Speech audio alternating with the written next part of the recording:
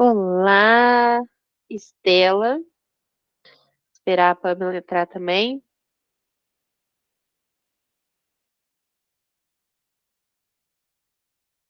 Ah, não, Cássia, se o primeiro do King que você leu foi Salem, ele também não é dos meus favoritos, tá? Então, It, pra mim, é implacável, dos melhores. Acho que a Pamela é releitura também, né, Pamela? Releitura. Boa noite, gente. Boa noite. Estela, você tá lendo a releitura? Ainda não. Você não começou? Não. Não. 25% não vai ter muito spoiler, fica tranquila, porque aqui ele tá só começando a apresentar pra gente os personagens. É, eu lembro disso. Eu falei, eu vou. Depois também eu consigo. É, Acelerar e chegar lá. isso, aí eu pego vocês na próxima. Ah, não, mas dá. São 4 meses, então vai dar tranquilo, tá? É. Eu vou passar pra vocês. Vocês já assistiram um filme de It a Coisa? Acredito que a maioria de vocês tenha visto. Só que, na minha opinião, após essa releitura, a gente merece ver só o iniciozinho do trailer de It a Coisa, porque tem a cena do George no trailer. Mais pra frente eu não vou passar não, porque dá spoiler. Vou apresentar para vocês aqui, só para vocês ficarem com o coração mais partido ainda com a história do George, porque eu já fico arrasada toda vez que eu leio. Aí eu fui ver o trailer e falei, ai meu Deus, tão bonitinho. Olha aí. There you go. She's all ready, Captain. Thanks, Billy.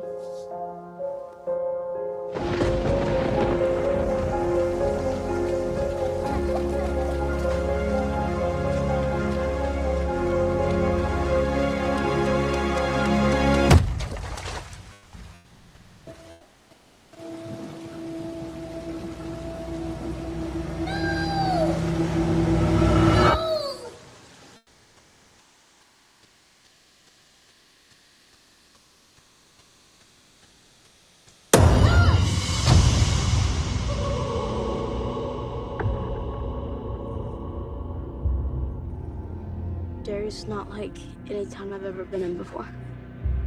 People die or disappear 6 times the national average. And that's just grown-ups. Kids are worse. Way, way worse. We all float down here. Vou parar por aqui, porque a partir daqui tem uns spoilers, né? Não sei se vocês lembram, porque o filme é diferente. Eles fazem toda a infância, depois eles fazem um filme da fase adulta. Ficou legal, eu acho que para um filme faz sentido, porque esse vai e volta ficaria meio doido num filme, a gente não acompanharia tão bem, né? Então eu achei legal. Vou falar um pouquinho para vocês sobre o livro, algumas coisas importantes, porque, gente, são muitos personagens que começam a aparecer aqui nessas primeiras páginas, né? E tem algumas características desses personagens que vão ser importantes para vocês conseguirem compreender a jornada do livro, né? Esse livro foi publicado pelo King em 1986. A gente ainda está lendo os livros do King, a leva que foi escrita antes de eu nascer, né? Eu nasci em 1989. Então, a gente tem uma jornada muito grande de livros pela frente, mas para mim, assim, de todos os livros que eu li, Misery é meu favorito de todos e It vem logo depois, né? Apesar de eu não gostar tanto assim do final de It, não vão com tanto ânimo assim pro final, né? Eu tenho um probleminha com os finais do King, mas ainda assim o livro é arrasador. A construção dos personagens, a construção ali do Clube dos Otários é simplesmente perfeita, né? Então, o que que é a história? O cerne da história. Aqui a gente vai acompanhar 7 crianças que são aterrorizadas por uma espécie de entidade maligna que habita ali na cidade de Derry, no Maine. Essa entidade, ela pode assumir várias formas, né? A mais comum delas é esse palhaço, o Pennywise, que também é chamado de o palhaço dançarino. Mas ao longo do livro, a ele vai aparecer de outras formas para personagens diferentes, tá? Então ele é uma entidade sem forma que aparece constantemente na forma desse palhaço. Então a gente não precisa associar diretamente essa entidade maligna com o Pennywise, é só uma das formas dele. A gente também vai ter essa alternância de tempo, né?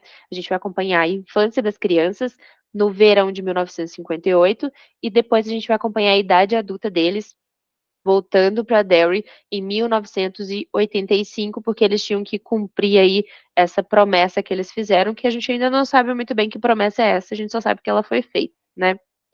Esses primeiros 6 capítulos que a gente leu agora, eles praticamente só introduzem a narrativa.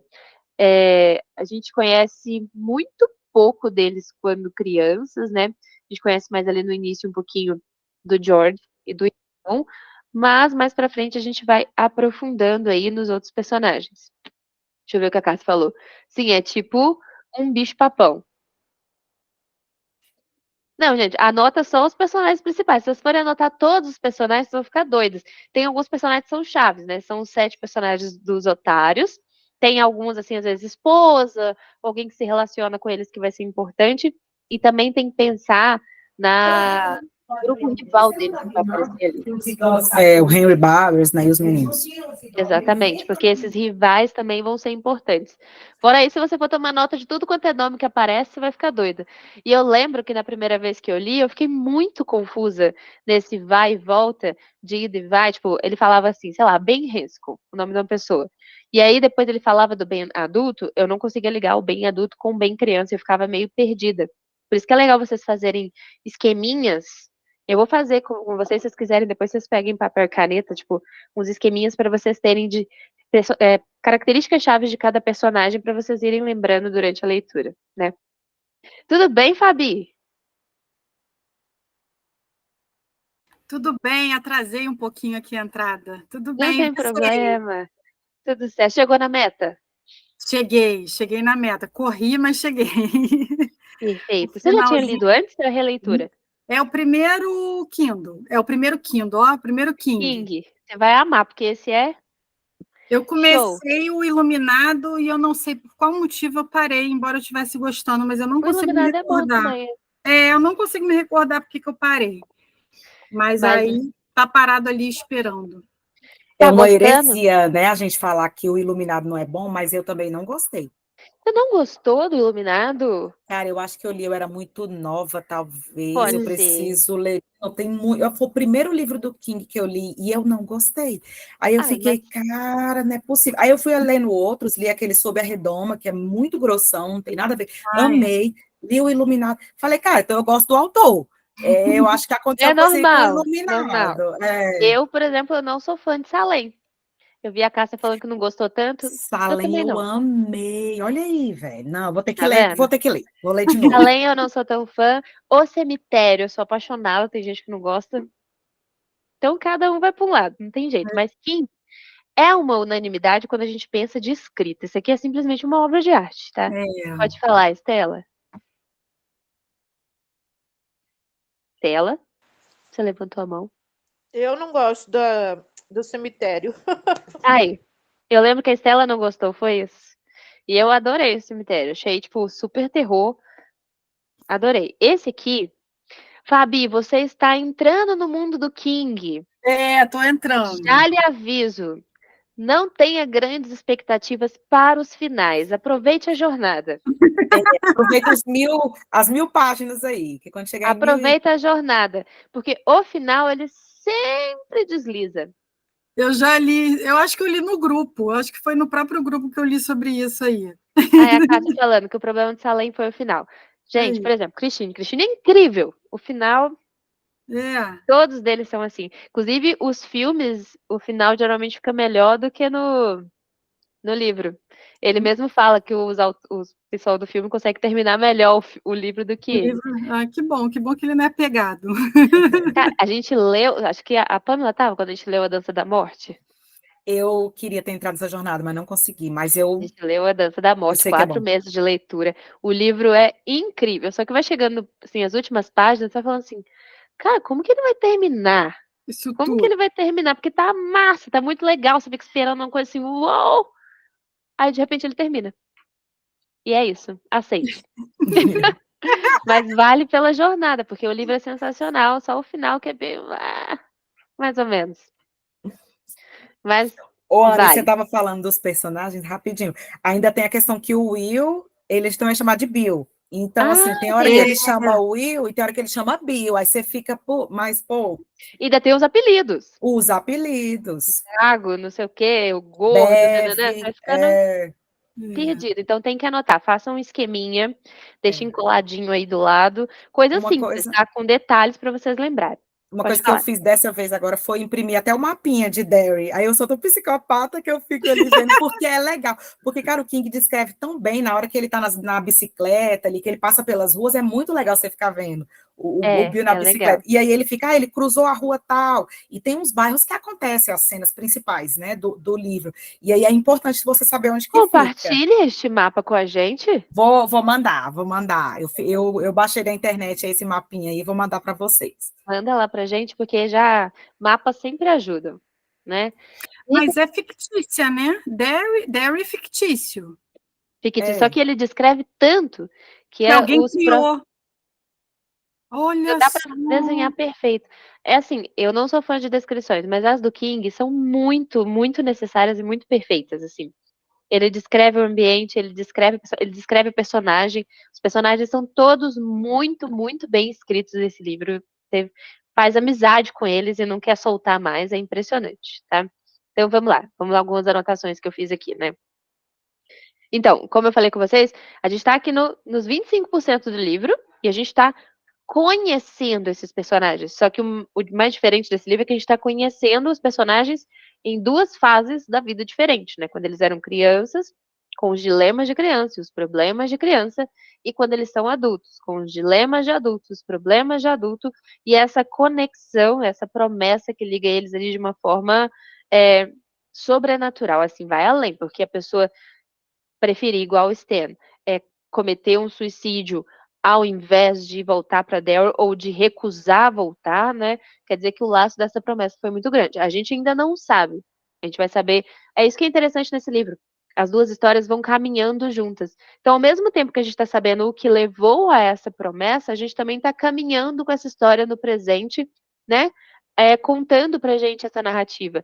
Então, a gente só vai saber dessa promessa um pouquinho mais para frente. A gente sabe que ela existe, mas a gente não sabe de onde veio, por que veio, o que levou os meninos a fazerem isso, né?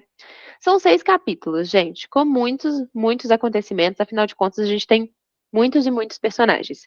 O acontecimento do George com um barquinho de papel, ele é apenas o gatilho da narrativa, né? E já começa com uma coisa absurda, porque o King simplesmente mata nas primeiras páginas uma criança de 8 anos de idade, né? Para chocar mesmo, para prender. E de cara a gente já sabe dessa entidade ali, que é meio que sedutora também ao mesmo tempo, afinal de contas ela é maligna, mas ela consegue fazer com que as pessoas, de certa forma, se aproximem por um motivo ou por outro, né? Que mais? No capítulo 2, eu anotei aqui, a gente vai conhecer o Mike, que é o único que ainda tá na cidade, todos os outros saíram de Daryl. Ele é adulto, bibliotecário, e ele fica ali, né, ao mesmo tempo que ele trabalha na biblioteca, ele também tem acesso a algumas mais informações, ele começa a investigar essas séries de assassinatos e essas séries de desaparecimentos que começam a acontecer agora, né, em 1984, 1985. E ele que vai decidir, então, chamar novamente os otários, reativar aquela promessa depois desse ataque homofóbico que aconteceu na ponte de Daryl, que vai resultar na morte de uma vítima. Teoricamente, né, o julgamento deu em pizza, né, igual da hoje em dia, julgaram 3 garotos. Esses garotos, no fim das contas, fizeram realmente um absurdo com esse rapaz jogando ele da ponte, mas quem matou foi o Pennywise. Mas ficou tudo por isso mesmo, colocaram panos quentes, né? Primeiro porque eles queriam acusar os garotos e eles, no fim das contas, nem acabaram presos. E depois, porque ninguém queria ser a pessoa que ia chegar na frente de um jurado e falar, olha, foi um palhaço que matou ele. Ninguém ia acreditar, né? Então, ele vai lá e decide chamar esses antigos membros do Clube dos Otários para cumprir essa promessa, voltar a Daryl e lutar contra essa coisa, caso fosse necessário, né? Então, vão ser feitos 6 telefonemas. pelo Mike. Cada telefonema desse vai apresentar pra gente um dos personagens, né? E é nesse capítulo também, no capítulo 3, que vai acontecer o suicídio do Stan, que não vai conseguir enfrentar essa ideia de voltar para Derry, vai preferir se matar na banheira e vai escrever It com seu próprio sangue na parede. Pra gente, meros espectadores, a gente não sabe ainda o que é isso, né? E fica só o mistério. Que coisa horrorosa, que coisa absurda, que entidade maligna é essa que a pessoa prefere se matar a cumprir uma promessa voltando para a cidade. Então a gente já começa a conhecer alguns personagens, e aí são eles o Bill, que agora é um escritor de sucesso, a Beverly, que é designer de moda, mas está dentro de um relacionamento abusivo. A gente tem o Ed, que dirige uma empresa de limusine, tem uma esposa extremamente controladora. A gente tem o Rich, que é um DJ famoso. Deixa eu só liberar para Dani aqui. A gente tem o Stan, que é um contador bem sucedido, né? E a gente vai começando a conhecer alguns personagens, mas é aqui que eu quero que vocês peguem um papelzinho para ir anotando o que eu vou falar com vocês de cada personagem, tá? Vamos uma a um e vocês vão acrescentando coisas para a gente ir anotando junto, certo? Primeiro personagem, vamos falar do Bill Denbrock. Denbrock, meu inglês é perfeito, vocês ignorem, do Bill. Na infância, ele era meio que uma espécie de líder natural do grupo, né? Ele vai ser, na infância, determinado, corajoso, vai ter muito senso de justiça, vai ser muito ele impulsionado pelo assassinato do seu irmão também, ele quer saber o que aconteceu com o próprio irmão. Ele luta ali contra uma gagueira, e essa gagueira vai aumentar ainda mais esses picos de estresse dele, porque ele não consegue se comunicar muito bem, e ele fica nervoso por causa disso, tá? Essas são as características dele na infância. Quando a gente pensa na fase adulta, o Bill vai se tornar, então, um famoso escritor de romances de horror, claramente refletindo essa infância problemática que ele teve, né, traumática. E essa liderança e essa coragem que ele tinha na infância ainda estão presentes na fase adulta. Ele é casado com a Audra, que é uma atriz que vai ser muito parecida com a Beverly, tá? Só para vocês irem anotando aí as informações, que isso vai ser muito importante mais para frente. Alguma coisa do Bill que vocês notaram a mais, gente? A culpa, né? Eu acho que porque ele leva para até quando o George morreu, ele ainda era criança ali, que ele ficava, aconteceu. Então Perfeito. ele. Gente, eu entendo. Você imagina você construindo um barquinho pro seu irmão sai de casa e não volta mais? Isso é um trauma para a vida inteira. Não tem pai, não tem mãe que fale que a culpa não é sua, que a criança não vai pegar para ela. Não tem. E eles sempre iam juntos, né? Naquele dia ele não foi porque estava resfriado. Tava com gripe, né? Resfriado. Exatamente. Não, é normal. Tá certo, vou até acrescentar aqui. Pronto. Que faz todo sentido mesmo, porque isso vai dirigir muitas das decisões dele depois. Aí do Bill a gente vai pular pro Ben. O Ben, ele é o nerd do grupo. Ele é o inteligente. Mas ao mesmo tempo ele é gentil, tem bastante interesse por história, por arquitetura. Ele vai frequentemente sofrer bullying por causa do peso dele, e por isso ele vai ser um garoto mais amedrontado, mais assustado. Também vai ter essa paixão secreta aí por Beverly, né, igual o Bill, tá? E na fase adulta, totalmente contraposto ao que ele foi na infância, ele vai se transformar em um arquiteto muito renomado, muito bem sucedido, vai perder todo o excesso de peso que ele tinha na infância, vai ter uma nova aparência, muito sucesso. Isso vai mudar, mas o que não vai mudar nele é a questão da lealdade, da bondade que ele tem para todos os amigos. Isso vai permanecer igual, tá? Claramente, ele tem traumas em relação ao bullying que ele sofreu na infância. Ele vai ter sequelas disso na idade adulta, tanto que ele tem essa doença aí com o corpo, aquela coisa toda que ele tem na vida adulta dele. Certo? E outra coisa que a Cássia falou do Bill, né? O Bill tem algum problema de relacionamento com os pais também, porque depois da morte do George, ele e os pais tiveram uma relação meio estremecida. Isso é verdade também, ó. Mais uma coisa. A Estela falando. Quem que você tá falando que era muito sensível, Estela? Você tá falando do Ben, né?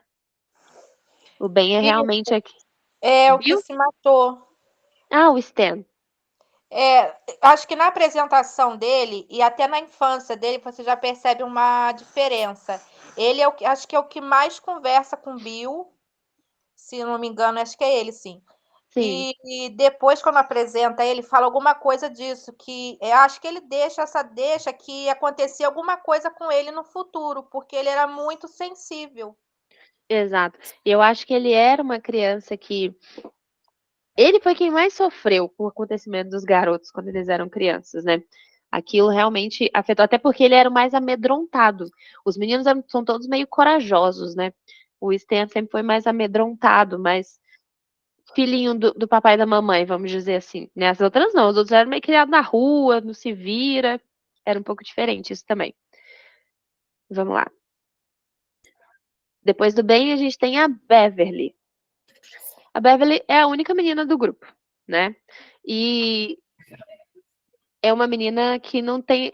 É totalmente diferente da criação. Você tem que pensar que quem escreveu isso em 1986, o que é bastante legal, porque ele criou uma menina corajosa, independente, mesmo vindo desse lar abusivo, ela consegue ver a vida de uma forma positiva.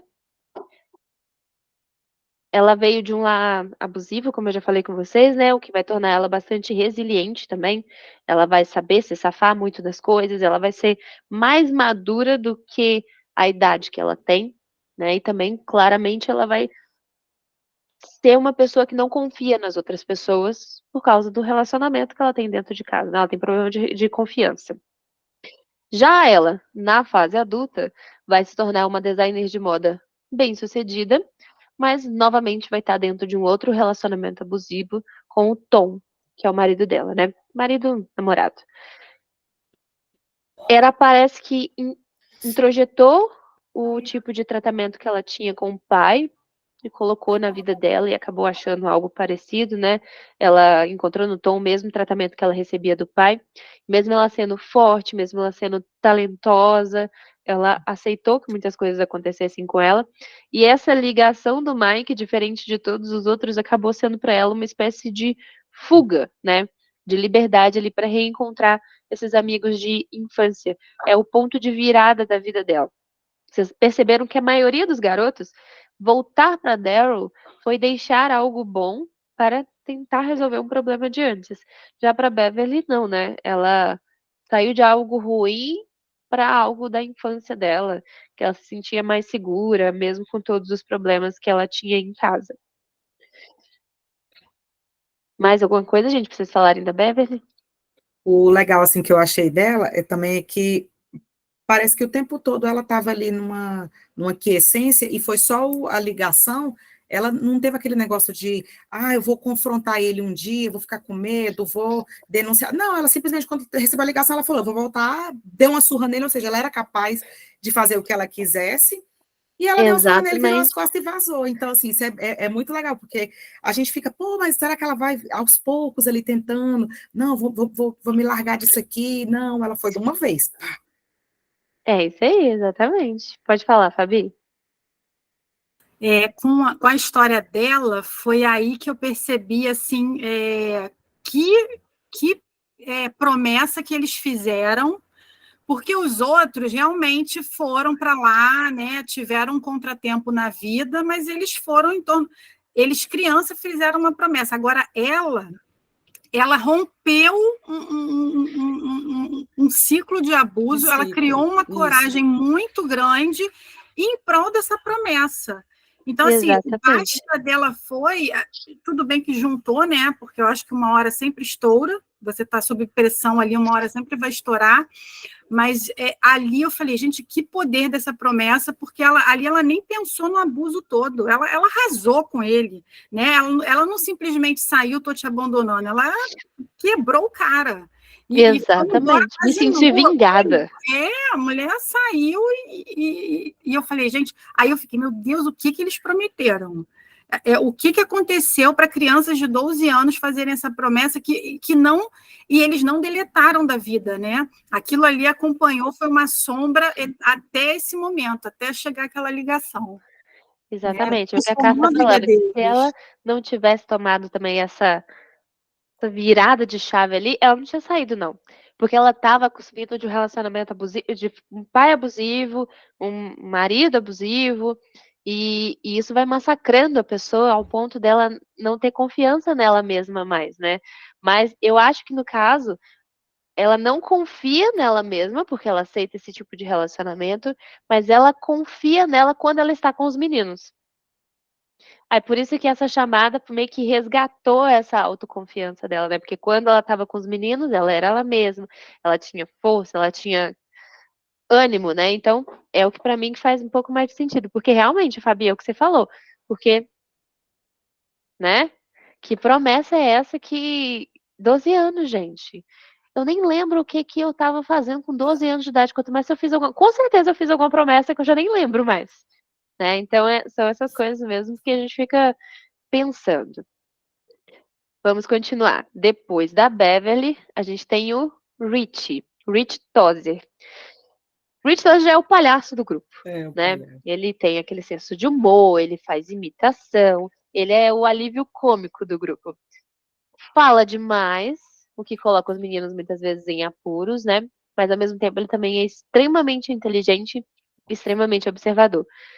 Quando ele fica adulto, ele vai se tornar então um DJ famoso, depois um comediante de sucesso, e vai fazer, ele usa o humor como forma de defesa, né? Assim como ele fez na infância também.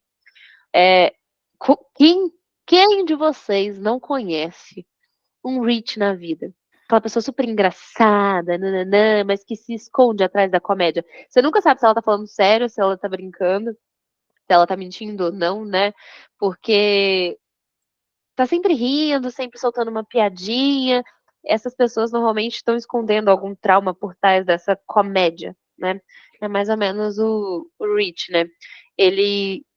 Toda essa comédia que ele colocou na vida dele vai esconder esse medo profundo que ele tem ali de voltar para Daryl. E a gente sente no Rich esse medo, né? A gente não vê tanto isso em outros personagens, a gente sente o medo deles, né? Como o Stan, por exemplo, que chegou a se matar por causa disso. Mas o medo do Rich é muito palpável, né? Eu acho a forma que o autor escreve ele com essa camada de comédia só para poder disfarçar todo o medo, interessantíssimo. Mais alguma coisa para acrescentar do Ed, meninas? Do Rich, não. Do Rich, já tô lá no próximo. Vai. O próximo é o Ed. O Ed é o hipocondríaco do grupo. O medroso, cauteloso, né? Porque ele tem uma mãe super protetora. Ele vai ser muito meticuloso. Aquele conhecimento incrível em farmácia e em saúde.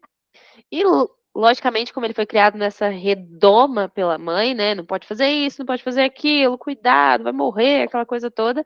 Ele virou um adulto também medroso, né?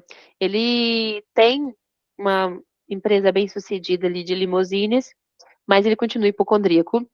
Ele se casa com uma mulher que é praticamente a cópia da sua mãe, que se chama Mira.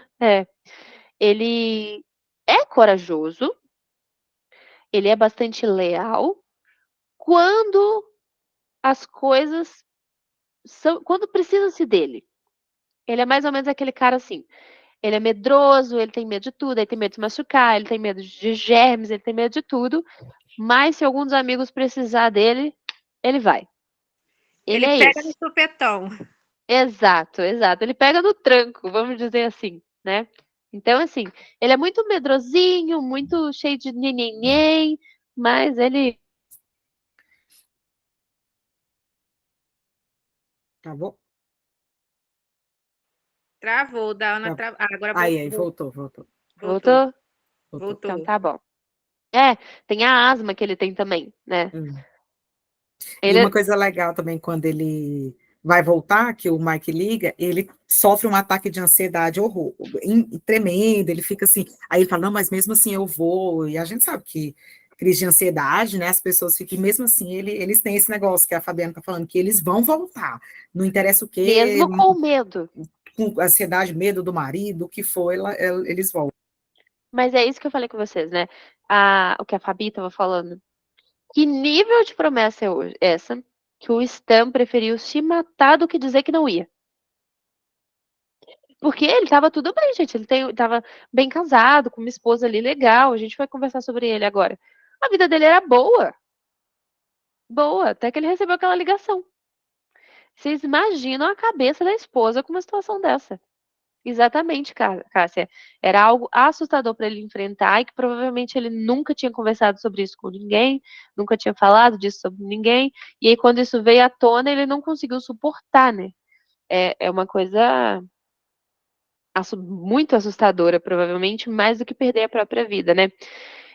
E aí a gente vai falar então do Stan. Quais são as características do Stan? Mas antes do Stan, a gente não pode esquecer que o Ed não deixou o Al Pacino em apuros. Ele organizou tudo ali, porque Al Pacino é Al Pacino. Muito organizado. Isso aí. Ele estava lá no desespero com os comprimidos dele, de deixar a esposa dele, que ele parece gostar, né? E que ele sabe que ela é também tão dependente, está naquele mundo deles de loucura ali. Ele deixou ela lá também sozinha, mas deixou tudo organizado para o Al Pacino, porque Al Pacino é Al Pacino. Exatamente, gente. O Ed é ótimo. Ele é um ótimo personagem. Todos os meninos, né? Inclusive o Stan, que a gente só vai acompanhar a infância dele, não vai acompanhar a fase adulta, né? Mas ele também é um ótimo personagem. E realmente, o Ed é o mais organizado. Tem um pouquinho do hipocondríaco, né? Que é tudo meticulosamente limpo, meticulosamente organizado, né? E também sempre tem num grupo, né? Eles são bem engraçados, porque sempre tem, né, no grupo. São personagens tipo, né? Não tem como a gente não se identificar e a gente não falar, eu tenho um pouquinho de Ed, eu tenho um pouquinho de Bill. Aí por isso que a gente fica também tanto amorzinho com eles. Ana, pode falar. É a primeira leitura, né, de It? Não, é a minha releitura. Meu já tá todo marcado aqui, ó. Ah, tá. Porque você estava perguntando do Stan, aí eu tô aqui lembrando um esclarecimento, mas vai ficar para frente, porque senão vou dar spoiler. Ah, não, então deixa pro próximo encontro. Isso. Deixa eu falar, ver o que a Cássia falou. Era algo assustador para enfrentar, como se o bicho-papão adquirisse a forma dos maiores medos deles e algumas pessoas não conseguissem enfrentar. É exatamente isso, é como se ele fosse um bicho-papão. Tem essa espécie de ser misterioso em outros livros também, né? Ele vira o pior. O King fala muito sobre isso em outros livros dele. É aquele ser que vira sempre o pior. Pior medo, né? A pessoa tem mais medo. O seu medo. pior medo. Exatamente. Tanto que ele vai assumir, eu acho que para algum dos meninos, eu esqueci quem. A múmia, né? Ele vai aparecer como múmia. Eu acho. Acho que é pro bem também. Pro bem. Ele vai aparecer como múmia, isso? Pro bem. Então, assim, ele toma a forma do que vai apavorar a pessoa. Para mim, palhaço não ia funcionar. Pro Ed, velho. Pro Ed dá pra rir demais. É um leproso que ele faz de Exatamente. E é isso, gente. Todas as crianças vão ter um contato com o Pennywise de uma forma diferente, né? E o Pennywise é o palhaço. Mas acaba que a gente chama a coisa de Pennywise porque só se for chamar de It. Pra gente poder diferenciar, né? Bom, falando do Stan agora. O Stan, por que agora, quando a gente pensa no Stan criança, a gente consegue entender por que ele não conseguiu digerir aqueles acontecimentos da infância, né? Ele é extremamente lógico, extremamente metódico e extremamente cético, com uma paixão que ele tem por pássaros também, né? Ele leva a vida de uma forma extremamente racional. Então, quando a vida dele começa a ser remexida ali por esses eventos sobrenaturais, vai pegar para ele diferente do que todas as outras crianças. E é isso que a gente vai ver agora para frente, né? Eu falo que a vida é muito mais difícil para quem não acredita em Deus, né? Não é criticando se você acredita ou não, mas porque muitas coisas de quem é cristão e tudo mais, a gente acaba entregando para Deus, deixando para Deus. Uma pessoa extremamente racional, extremamente metódica, extremamente cética, ela tem mais dificuldade de fazer isso, né? E o Stan, ele é esse garoto, né? Então ele vai, quando vai virar um adulto, ele vai se tornar um contador bem-sucedido, vai se casar com a Pat, e aí só a ideia, a mera ideia de ter que retornar para Daryl e enfrentar a It novamente vai ser tão aterrorizante que ele vai preferir o suicídio, né?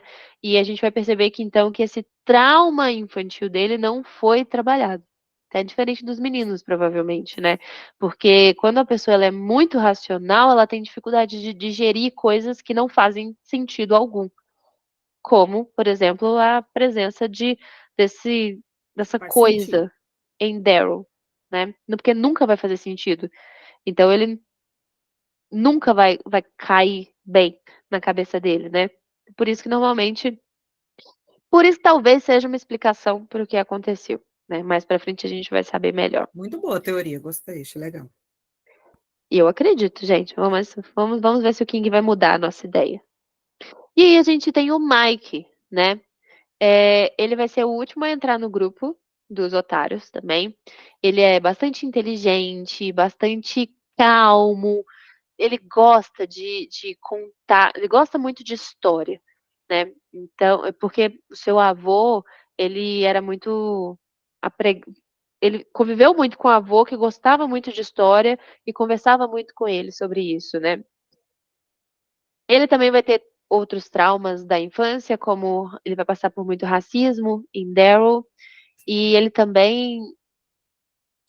é um pouco misterioso, vamos dizer assim. A gente não consegue entender muito o Mike desde o início, como a gente consegue entender os outros garotos, né? Ele, aos poucos, ele vai entrando na narrativa e aí ele vai se tornando um personagem central, porque ele vai ser extremamente importante para a gente entender a história da cidade e a história do mal da cidade. Ele que vai trazer, o Kim colocou ele para esse personagem para trazer um contexto para a história, para explicar o antes, o surgimento, de onde veio, né? Tanto que o Mike, ele é o único que vai ficar em Daryl. Ele vai se tornar bibliotecário e vai se tornar uma espécie de guardião da promessa, né? Por isso que é ele que liga para todo mundo. Ele é extremamente apaixonado por esse grupo. Ele sempre está tentando manter todo mundo informado. Ele é muito corajoso, né? E ele vai ser uma peça-chave para a solução, para o fechamento de toda a história, né? Tanto que eu falei para vocês, muitos dos outros meninos, personagens, características, personalidade que a gente já conseguiu pegar de cara, mas a gente não conhece tão bem o Mike ainda. Vocês Eu têm achei ele cativante desde o início. isso, ele é muito inteligente, é aquele cara, a gente que é leitor, ele é aquele personagem que a gente quer ter como amigo, né? Porque ele sabe contar a história, as partes que são dele são interessantes, porque dão contexto para o livro. Só que o King vai colocando ele aos poucos na narrativa, né? Vai inserindo ele aos pouquinhos e a gente vai conhecendo ele mais devagar, né? Bom, é isso, meninas. Eu acho que vai ajudar vocês a entender mais. Deixa eu ver o que a Cássia falou. E eu ainda acho que os moradores mais antigos sabem da existência dessa entidade. Porque com tantos desaparecimentos de crianças chega a ser anormal. E isso acontece no período de tempo determinado, 28 anos. Vai explicar tudo, Vai cara. explicar. Tudo muito bem detalhado. Não é de hoje, realmente, essa entidade, né? Vai ter toda uma história. E é isso que eu falo. O King vai usar o Mike para explicar tudo isso, né? Porque ele vai ser que vai conhecer mais a história, o que vai pesquisar, o que vai atrás dos acontecimentos para conseguir explicar melhor tudo.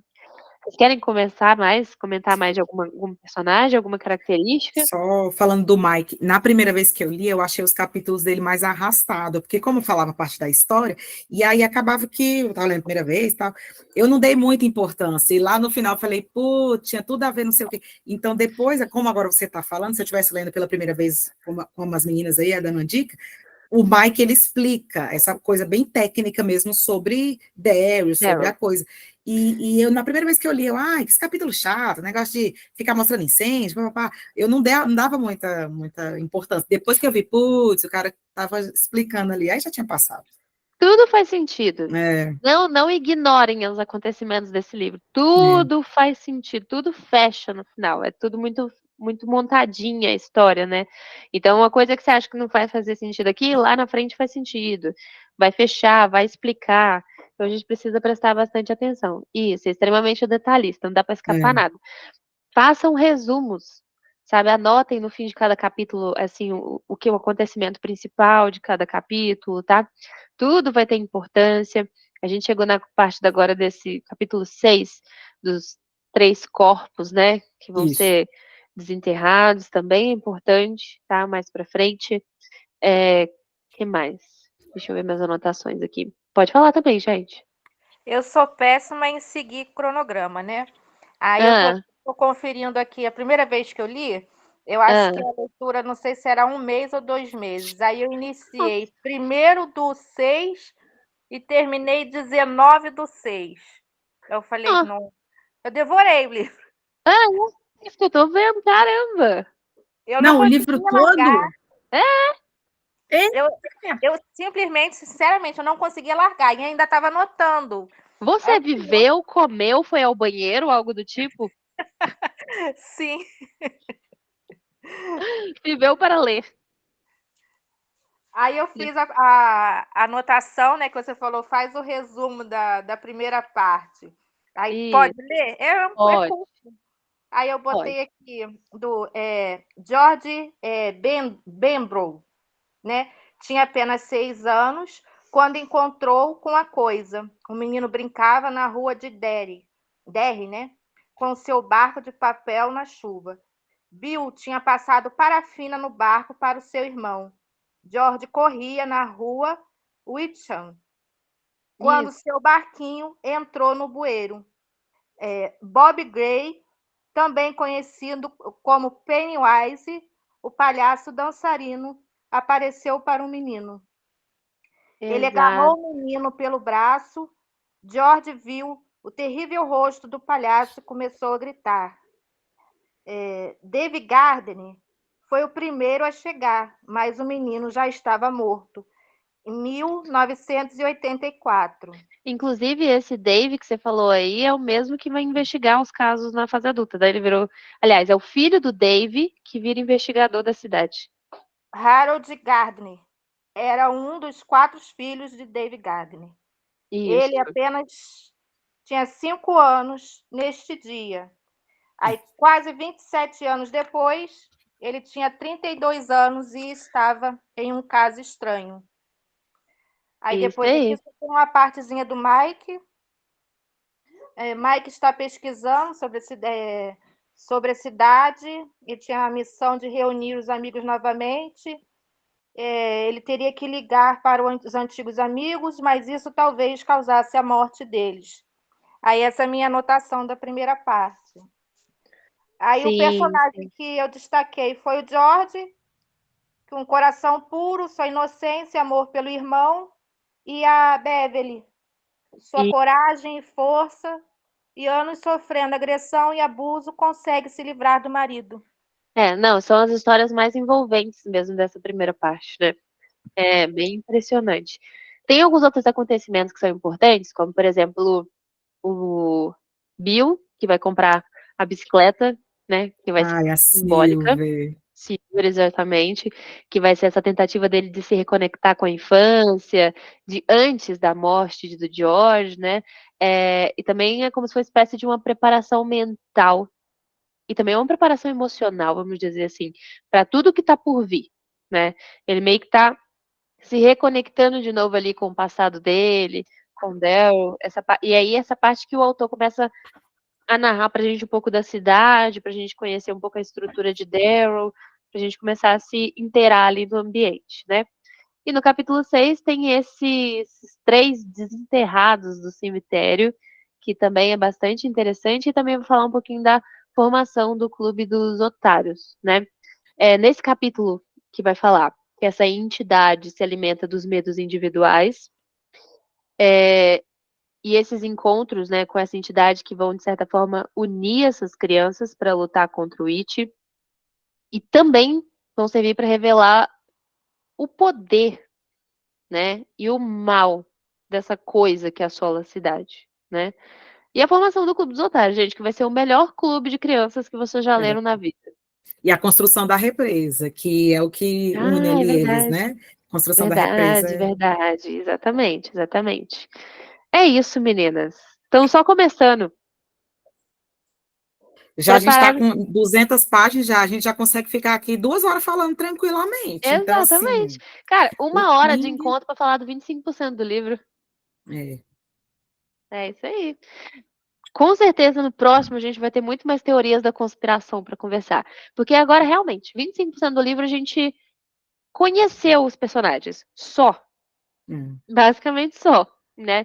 O passado e eles estão entrando na cidade. Agora